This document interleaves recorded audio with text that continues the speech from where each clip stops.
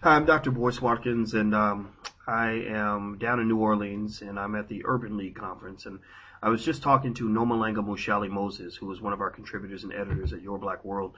She's also the reigning Mrs. Botswana, so she's one of the most awesome contributors around. She, Yvette Carnell, and Maria Lloyd are just awesome people to have on the team, along with Dr. Wilmer Leon and Micah Edmonds and others. And one of the things that we were talking about was this rape case with former Oklahoma State University basketball player Darrell Williams. And one of the interesting things about this case is that Williams was sent to prison after an incident that involved a campus party where alcohol was obviously involved, and two women say that he put his hand down their pants involuntarily and dragged them out into the front yard against their will. And so he was sort of accused of a sexual assault, a version of sexual assault that involved groping and doing things that he wasn't supposed to do. And Williams got attention. It was interesting because he really broke down in the courtroom, and he screamed and cried when he was convicted. And on one hand, you have to really say, well, those are the consequences. You do something wrong, don't cry about it when you get convicted, because you weren't crying for your victims when you did what you did. On the other hand, the case was clearly something that concerned me.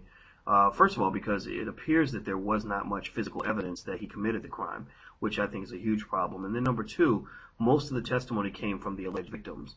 And you know that if these were white girls, you see the black basketball players hanging out with the white girls, you know that the jury is going to be biased because they don't like the idea of a black man being accused of hurting a white woman, especially in a sexual way.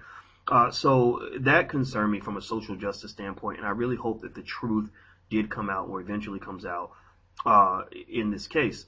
The next thing, though, I wanted to say was I really want to talk to guys about this rape thing. And Nomalanga is going to talk to the ladies, so it's not that we don't care about the ladies. It's just that Nomalanga is a strong advocate for women, and I want the ladies to also hear from her. So please watch that video.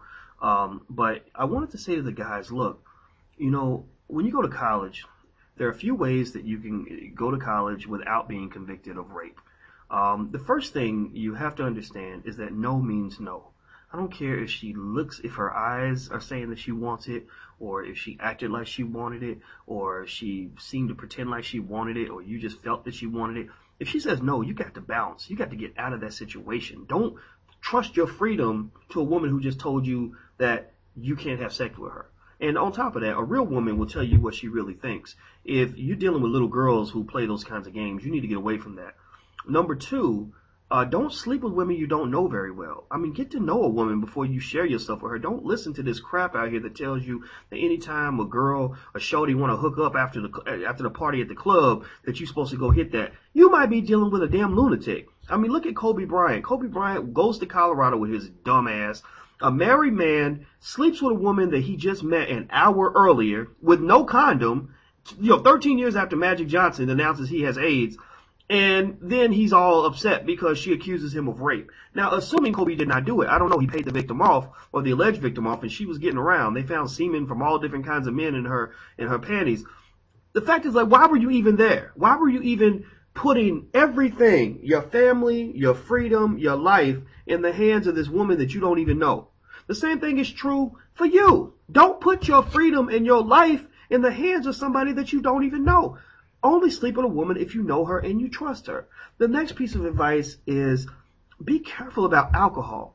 I've been teaching on college campuses for 20 years, and I can tell you that every damn time something goes wrong on a campus, it has to do with alcohol. Somebody got drunk, and it's her story against your story, and people do things they wouldn't normally do when they're under the influence, and all kinds of crap happens on college campuses in situations that involve alcohol. Every year, there are so many sexual assaults that happen under the influence of alcohol. If somebody tells you that college is a place you're supposed to run to and go get wasted every weekend, then don't listen to that person, because college is a place for you to get an education. It's a place for you to become a man, not for you to go out here acting like a jackass and put yourself in situations where you're going to lose your life.